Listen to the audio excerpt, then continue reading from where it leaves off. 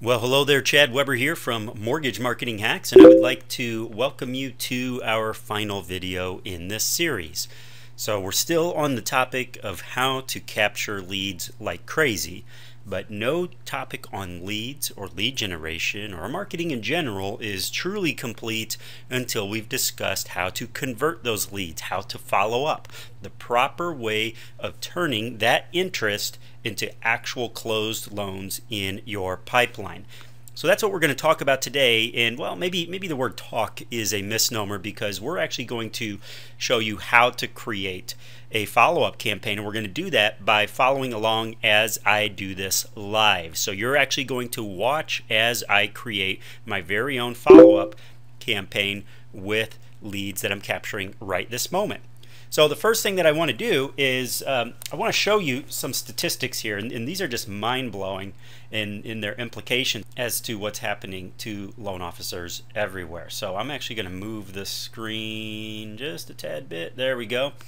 So let's take a look at these statistics, and these come from the National Sales Executive Association. So these are official statistics. Check this out, guys. 48% of salespeople, guess what we are as loan officers? We're salespeople. They never follow up with their prospects, period. Now, that doesn't mean that they don't follow up with any of their prospects. It simply means that they don't follow up with most of their prospects. They kind of go through and cherry pick and wait for their prospects to come to them. That's what we call being an order taker. We're not order takers, we are salespeople. 25% of salespeople make a second contact and then they stop.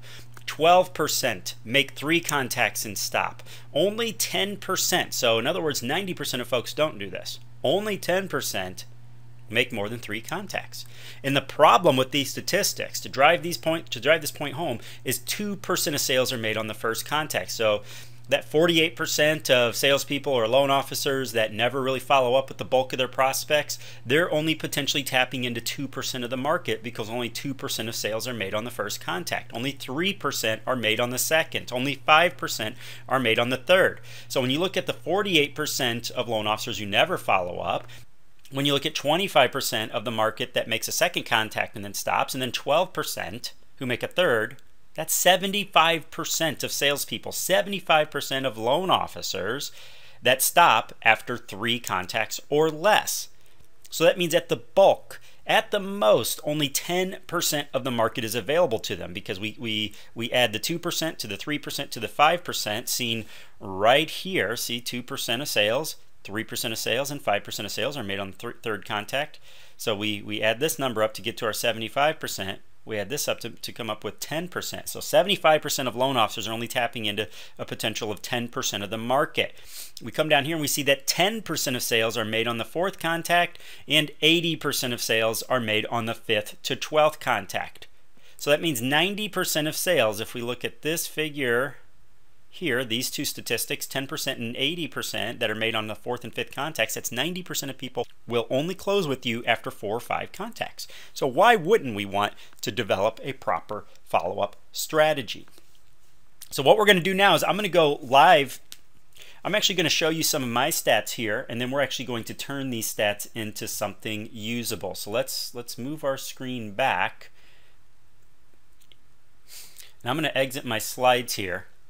And I'm going to go to my lead generation page to show you a campaign that I have going on right now. Take a look at what we have here. Let's look at the dates here. Okay, this is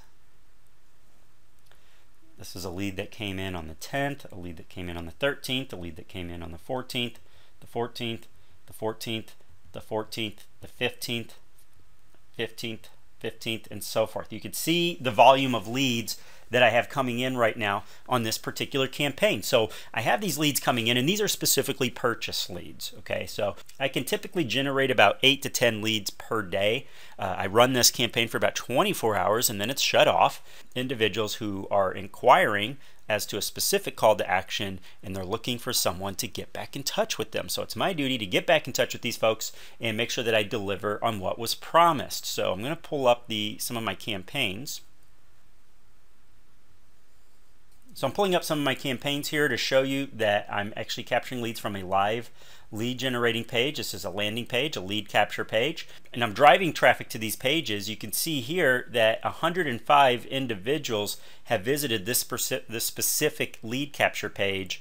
I've captured 15 leads. That's a 14% conversion rate from this particular live campaign. I'm driving traffic from Craigslist. I'm driving traffic from eBay Classifieds, which a lot of you may know as Kijiji, Backpage, Oodle, Facebook ads platform. So I'm using a couple different mediums to drive this traffic, but over about a 24-hour period, that was 105 individuals I was able to get to click on this particular call to action, and 15 of those individuals decided to take the next step. So I have their name, I have their email address, some of them have given me their phone numbers. But what we're going to address today is, what do you do when you can't reach that lead? And we're going to turn that into an actual strategy, an actual follow-up campaign. So instead of sitting here and just chatting about what needs to be done, let's actually go and create a campaign right here live. Now I'm going to create this from scratch, so I want you to take notes and follow along, because what we're going to do is we're just going to kind of create the foundation and the framework of a proper follow-up strategy. Now that I have these 15 leads that came in over about a roughly 24-hour period, how am I going to follow up with them? Well, getting down to the basics immediately, here's my philosophy on follow-up, that the first thing that you need to do is you need to address several critical aspects of marketing and salesmanship when crafting a proper follow-up campaign. There's a right way to follow up and a wrong way to follow up. And the first thing that we're going to do is we're going to set some guidelines as to what our follow-up campaign needs to abide by. So let me pop my font size up a little bit larger here, make it easier for you to see. And that is immediately when a lead is captured, the first thing that you need to do is confirm. We don't want them wondering and questioning as to whether or not, first of all, you received their request, but also what is going to happen next. So the first thing that I need to do is have an immediate confirmation, go out to these folks that, yes, I received your request. Here's who I am, here's what's going to happen next, and here's how I'm going to manage expectations. So I'm introducing myself to them. And remember, first impressions are lasting impressions. If somebody goes to a lead capture page and makes a request and they have no clue what to expect, what's going to happen next, do you think that we put our best foot forward when people have to wonder? No, because that's saying something. That's saying something about you and the way you do business. As loan officers, we deliver what could potentially be their largest investment of their entire life, the purchase of a home, their mortgage, right? So shouldn't we go out of our way to set ourselves at least a couple steps above other industries or our competitors? So an immediate confirmation goes out, and I do that in the form of two things: a thank you page and an email confirmation. So I capture their email address. Even if I don't get their phone number, at the bare minimum, I capture their email address. And an automatic email goes out to them through an autoresponder saying, thank you very much. Here's what's going to happen next. So that email, I need a subject line, and then I need the body of the email. Now with that subject line, it needs to be crystal clear what this email is about, because at this stage, they are about as hot as they're going to get when it comes to a lead, because they just made that request. It's top of mind. We want an email going out immediately. So I need a subject line that's going to remind them of what this is and what they requested, and make it obvious that you need to open this email. So I would put your, whatever the call to action is, request. So let's go ahead and give this a name. So that particular campaign was a how much home can I afford and qualify for style landing page or lead capture page. So I would put your house qualification request. Now that's not strong enough yet, so I'm going to go ahead and at the beginning of my subject line, I'm going to put the word important and a colon, your house qualification request. So somebody ends up on my lead capture page. They specifically want to know if they can afford a particular house or how much they can expect to be able to afford. They make that request of me. So boom, an instant email goes out within seconds saying, important, here's your home qualification request information. And what I'm going to do in the body of the email is a couple of things. I'm going to thank them for the request. So let's be classy here. Let's thank them first. Then I'm going to remind them of what they requested, because how do we know that they didn't go to 2, 3, 4 other websites and make a similar request, or a slightly different request, and they open up your email and they don't recall what specifically this is regards to? So I'm going to remind them, thank you very much for your request to find out how much home you can afford. Here's what to expect next. I'm going to give them a timeline of what happens next. I'm going to put some numbers together for you. I'm running the data right now. Within the next 24 hours, here's what's going to happen. You're going to get an email from me with the attached qualification parameters. I will also follow up from this phone number, and I'll give them my actual direct line phone number, so when they see it on their caller ID, maybe they'll recognize it. Not always, but let's tip the odds in our favor. And you'll be hearing from me within 24 hours. Boom. I've set expectations. Oh, by the way, if you have any questions, so I always put in, oh, by the way, in my follow-ups, oh, by the way, if you have any questions, here's how you reach me. Here's my phone number. Here's my email address.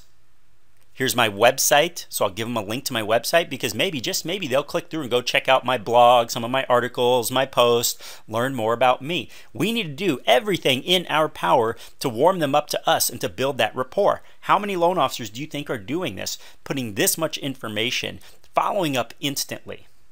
Not many. So you're going to set yourself apart. You're setting the bar higher than your competition. And if you think this is a tiny little thing, a confirmation email, let me tell you, a confirmation email typically, can't say always, but typically boosts response, positive response, by about 20 to 30%. So I can get 20 to 30% more of the leads that I worked hard to capture to respond to me. Wouldn't you like to do the same? This is how you do it, folks. So this was step one. This is what goes into my initial follow-up. But I'm not done yet, because the way that I speed my follow-up and automate my follow-up is I put it into an email autoresponder, a full-blown email marketing grade autoresponder.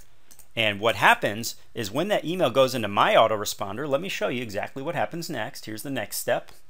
Is they fall into my autoresponder, and what's going to happen here is that email is going to get cross-referenced by my autoresponder system. So let me go ahead and open one of these here. This is within my email.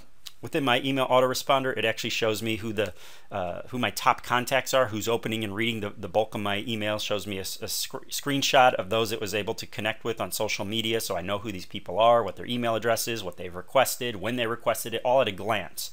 But watch this. I just clicked on that particular email. Now I'm blurring out the details here, because obviously this is a live contact, and for all I know, this could be any one of you folks, so I don't want to give out any private information. But watch this. Over here you see a Facebook icon, Twitter icon, LinkedIn icon, YouTube icon, plus this little envelope represents their email address. And let me drag this a little bit over here so you can see everything without it getting cut off. There we go. So what that means is my email autoresponder system actually tracks them down online. It takes their email address and it cross-references through large online databases and actually comes back and links to all of their profiles that it was able to find online. So guess what that means?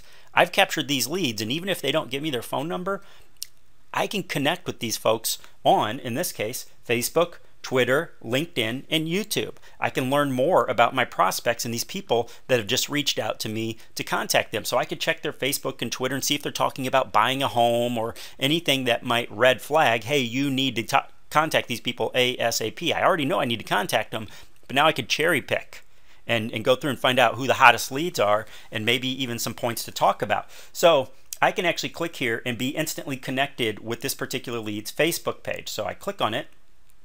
Now I'm blurring out part of the screen, part of the information here, because again, I don't want to give out anybody's personal information. But again, you can see that I am instantly connected to this individual's Facebook profile. So I'm going to go over here and I'm going to click to message this lead. That's right. I actually message when the leads come in. I'm going to message these folks and thank them for their request, or at least, if nothing else, send them a connection request. So if I can't reach them through phone or email, I now have another medium to contact them. And guys, let me tell you, this works. This works. And I know some people shake their head and go, wow, that's kind of creepy, or, online stalking or whatever, or some people might respond poorly to that. Let me tell you something. Back when I first became a loan officer, guess what else people would respond poorly to? Cold calling. Yet what were we all told to do? What did we do before we had the web to generate leads? What did we have to do? We had to either knock on doors, get referrals, or cold call, or direct mail. People hate direct mail. The bulk of them trash it, but guess what? We still sent out direct mail. Any form of advertising, any form of marketing is going to get a certain percentage of the population that say, okay, leave me alone, or, oh, I don't like this, blah, blah, blah. If that's what we're so timid and concerned with, that we're going to negatively impact our income because we're worried that some people might not respond well to it, then we're in the wrong line of business, folks, because at some point, somewhere, some people are going to respond poorly. Marketing to realtors, some of them are going to hang up on you and tell you to leave me alone. Sending out direct mail, most of it's going to get trashed. Cold calling, some people are going to tell you to screw off and hang up on you. It doesn't matter. You're always going to get a percentage of the people that just hate all forms of advertising. We reach them every day. But with this, I've been doing this for over a year now, and I've maybe 1 out of 100, so maybe 1% might say something like, well, how'd you find me, or blah, blah, blah. Same thing used to happen with call capture. When we used call capture with Craigslist ads and sign writers, well, you capture their phone number and follow up. How'd you get my phone number? But yet, we're still using call capture. This works. Our conversion rate goes through the roof when we connect with them online, because we're much more likely to have our messages seen, because they're getting fewer messages through social media than they are through their email. I get 300, 400, 500 emails a day in my personal email. I get about 10 or 12 on my Facebook. See how much easier it is to cut through that clutter? So I'm going to send them a connection request, and when the time is right, then I'll talk to them about their request. But the first thing I want to do is get my connection request accepted. So if that doesn't work, then I can try to connect with them either on Twitter, LinkedIn, or some other medium. But again, this makes it much easier for me to monitor who is making these requests, where my requests are coming from, and makes it easier for me to touch base and get back in touch with these folks and connect with them on a regular basis. So very, very powerful. So the next thing that I'm going to do is I'm going to automate my follow-up, and take a look at this. Here's how we do that.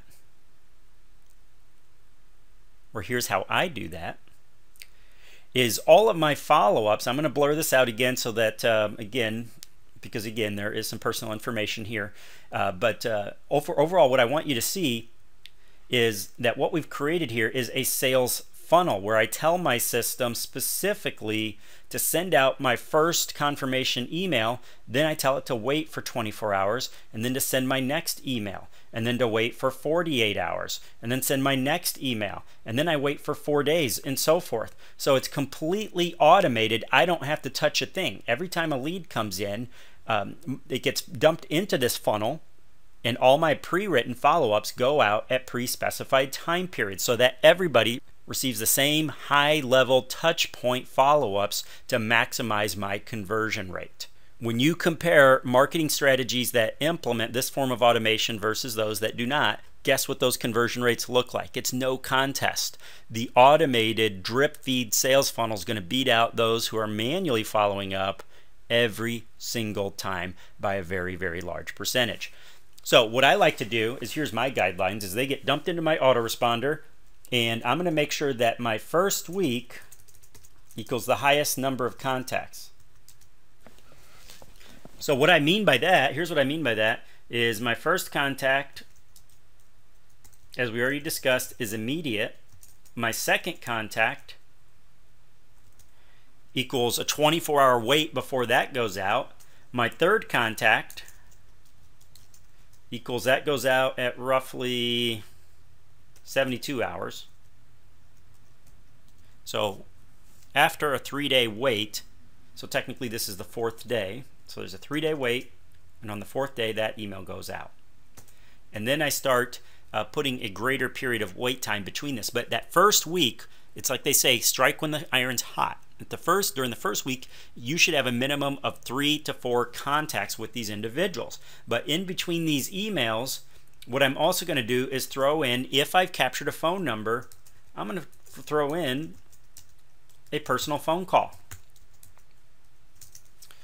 Okay, so that's going to happen also on the very first day. So let's look at what we're doing here. We're striking while the iron's hot. We're sending them a confirmation and an email that's going to manage expectations. And then on that very same day, the very first day, we're going to pick up the phone and call these folks if we've managed to collect a legitimate phone number. And I tend to get legitimate phone numbers on about 60 to 70% of my leads. So about 25, 30% of them, or about 30, in some cases 40% of them, they're either going to be junk phone numbers or they just don't give me a phone number at all. But I'm happy with 60 to 70% or more. And that gives me a lot of people to call every single week.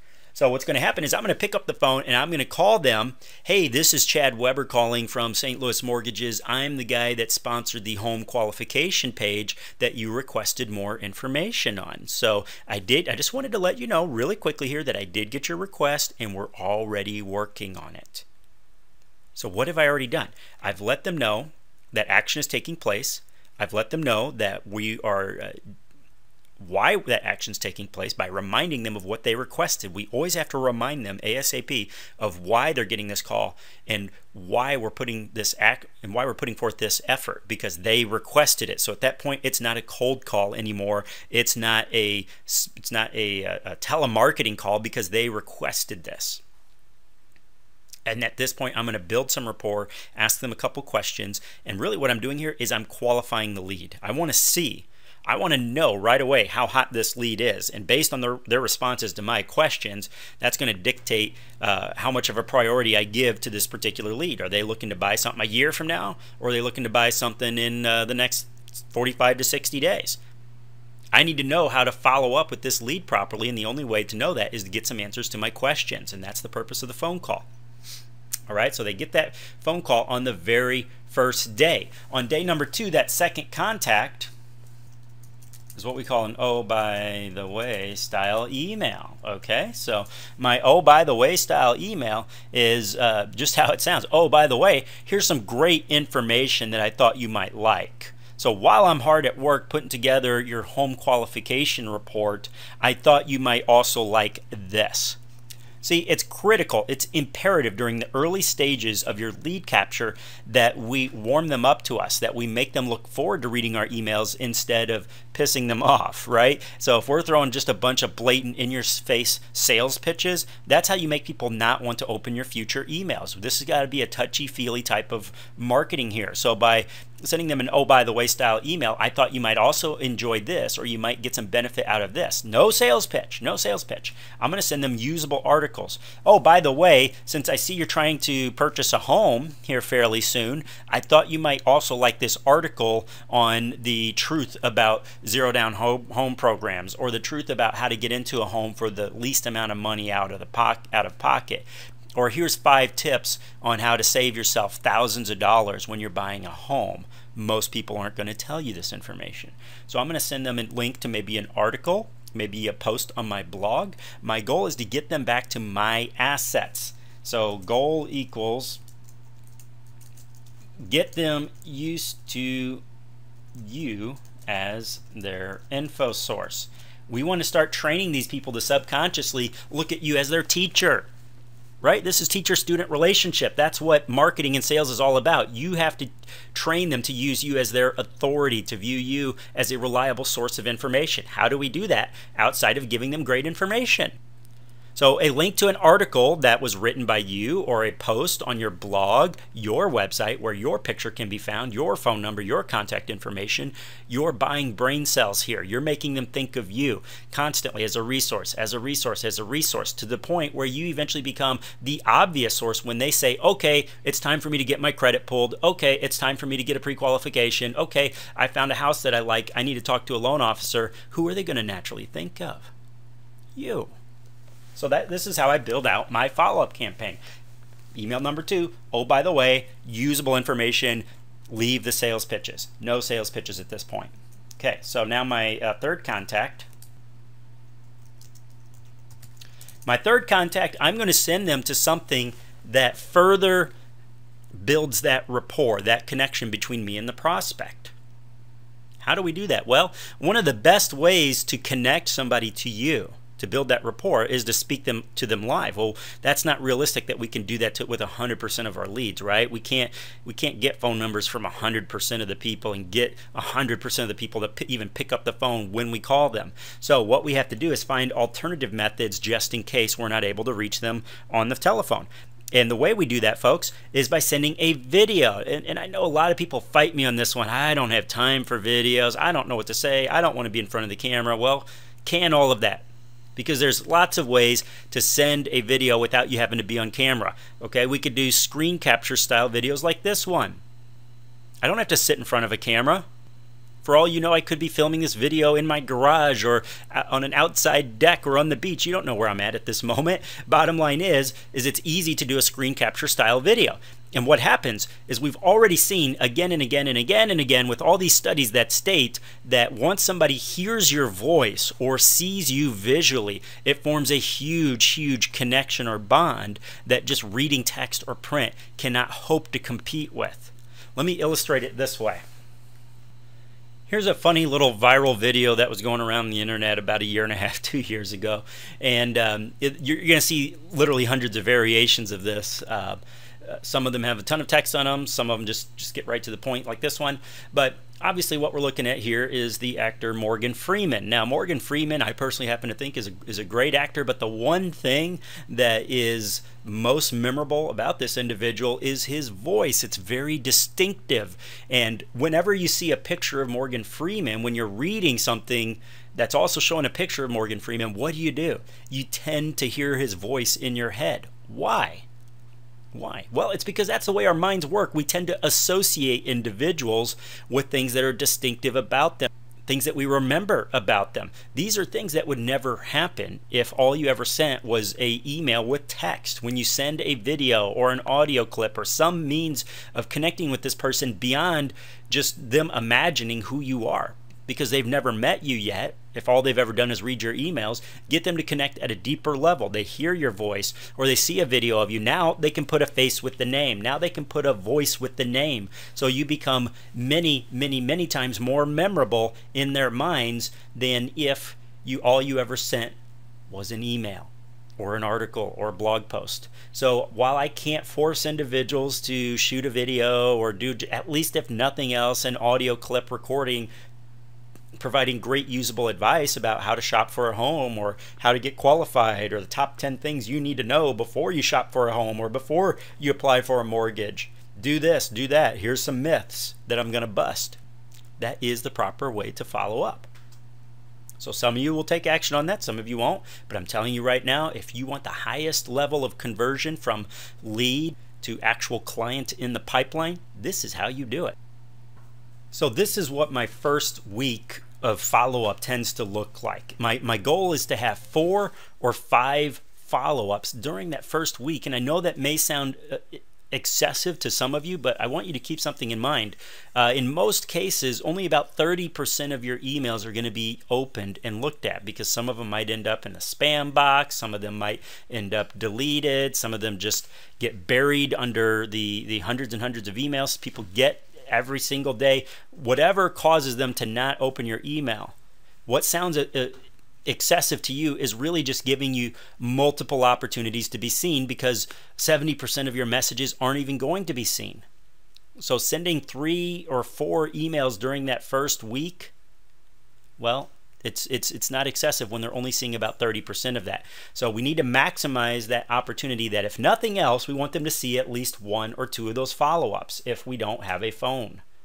So we're going to do everything in our power to connect with them 3 or 4 times during that first week, because what we've done at that point is we've accelerated that sales process. Remember, from that graph, from that little image that I showed you just a moment ago, a minimum of 5, but preferably 7 or 8 contacts with individuals before they start to feel comfortable with you, and that's when the sales start getting made. So we need to accelerate that process, and the way we accelerate that is by accelerating the number of times we contact them. Now, we don't want to bug them, we don't want to harass them, but again, most of our emails aren't going to get seen, so we need to make sure that we send them with regularity.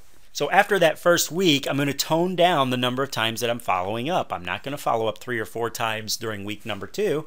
I'm going to send out at least 1 message, and in some cases 2 during week number 2. Now, when I say this or that, 1 message or 2, I'm not trying to be purposely vague, but the number of emails I send on week number 2 is going to be directly linked to how hot the lead is. If it's somebody that told me, yes, Chad, I'm planning on buying a home, and I really want to be in that home within the next 30 to 45 days. Well, I know there's a lot of work to get from that stage to close loan.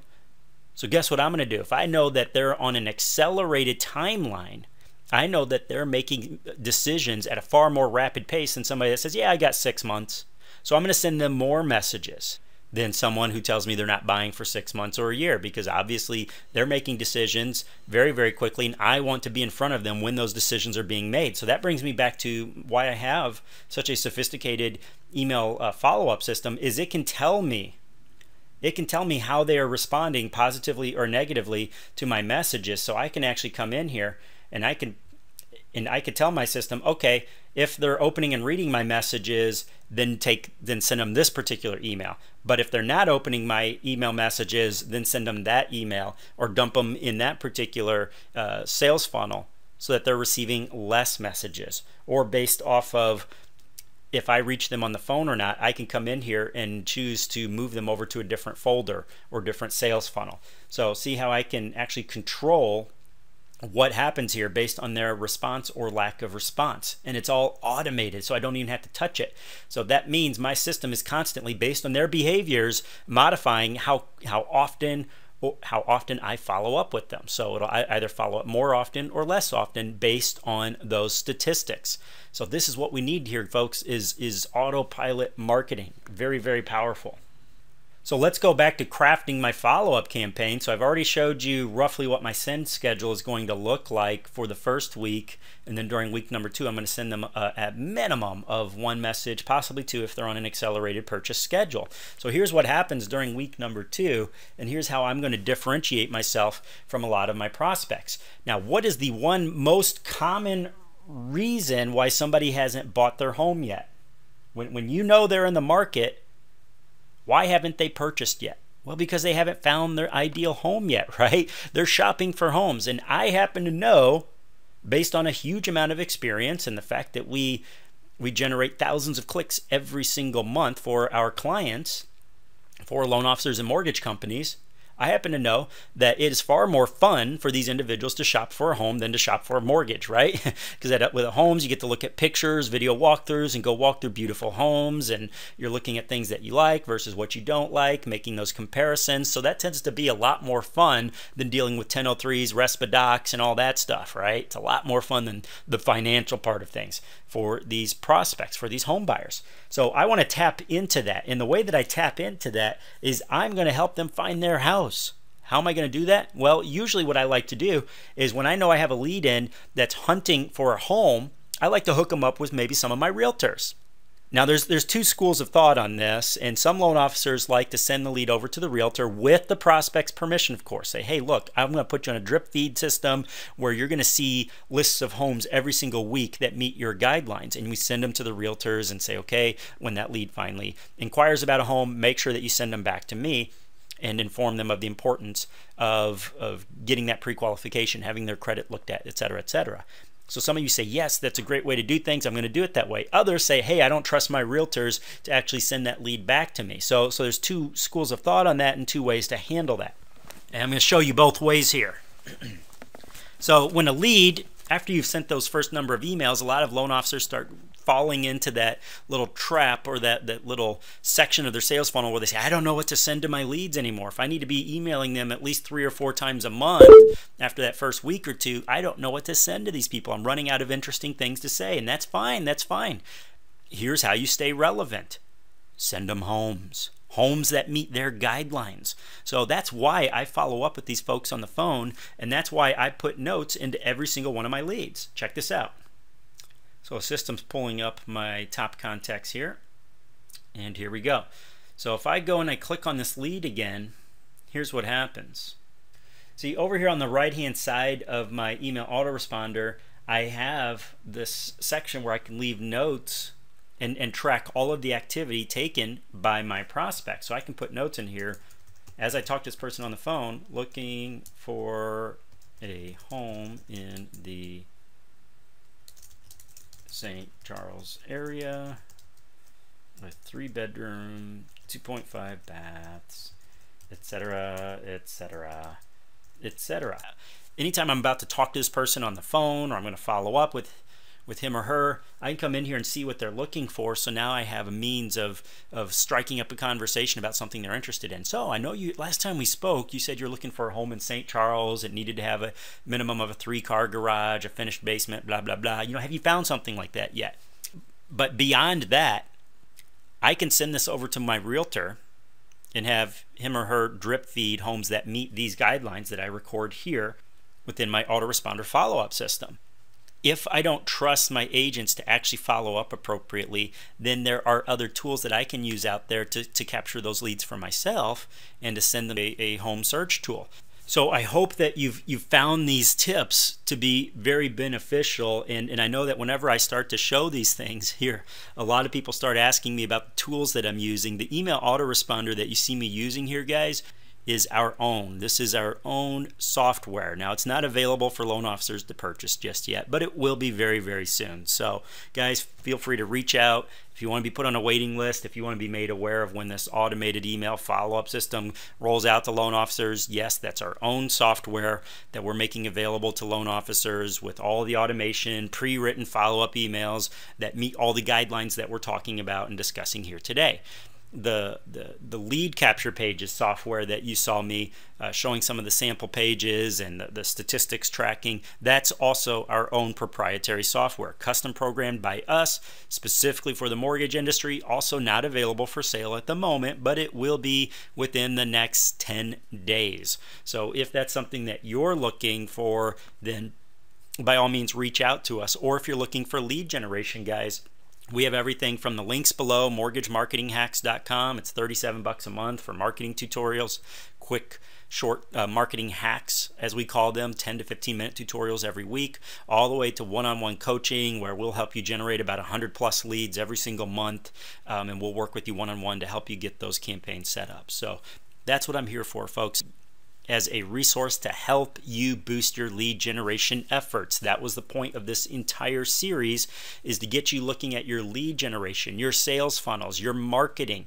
Look at it as a full 360-degree solution to boosting your business without making changes.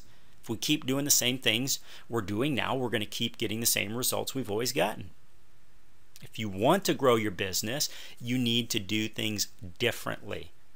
There are tons of leads to be had out there, folks. Every single day, thousands and thousands of people making the decision to buy a home, sell their existing, move, upgrade, etc., etc., etc. Why aren't we tapping into them? They're going to the web by droves. Traditional marketing does not work the way it used to. We need to tap into the web and leverage it for our own purposes. You can have as many leads as you want every single month, and it's not very expensive. It's very cost effective. Lots of data out there to allow targeting, but again, we have to tap into it. So what I've just shown you is the process by which I capture leads, going back to the very first video, first 2 videos, in fact, in this series where we talked about the lead capture itself, all the way to this, the follow-up. And I recommend, if you haven't watched all 4 videos, watch them now, because this is going to help you understand what goes into a full-blown lead capture strategy. So I hope that you take what we've discussed here today and craft your own follow-up campaign based on the same process. So I've shown you my time points, my sending schedule, the types of emails that I'm sending, the types of follow-ups, the phone call, what I'm saying to them to get them to want to listen to me, all of that. How to automate. And if you put this into action, it's hard to fail. It's hard to fail with good, solid marketing and follow-up fundamentals, folks. You will boost your business. And I hope you boost your business by a huge margin. That's my goal.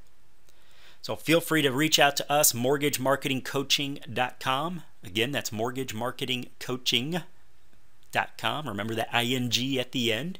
I also put some links down beneath this video player So just scroll down, you'll see the links, and reach out to us or check out our mortgage marketing hacks. It gets just $2 for a demo, for a 2-week demo to the website to start accessing the weekly marketing tutorials. We have Loan Officer Marketing Lab, Mortgage Marketing Coaching, and the 2 pieces of software for automation and follow-up that we discussed today.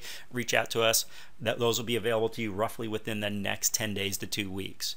So guys, I hope you've enjoyed and benefited from this tutorial, and I hope you make it a awesome rest of the day, awesome rest of the week. Boost your productivity, boost your lead generation, boost your follow-up so that you are earning the income and the lifestyle that you want. You're working hard regardless. Whether you're getting good results or bad results, you're still working a lot of hours, you're still working hard, and it's not the easiest industry in the world. So why not get compensated? Why not get paid very, very well for it? That's my philosophy. I'm sure you agree. If not, I hope you agree, and that you take action accordingly. All right, make it a great day, guys. Talk to you soon. Bye now.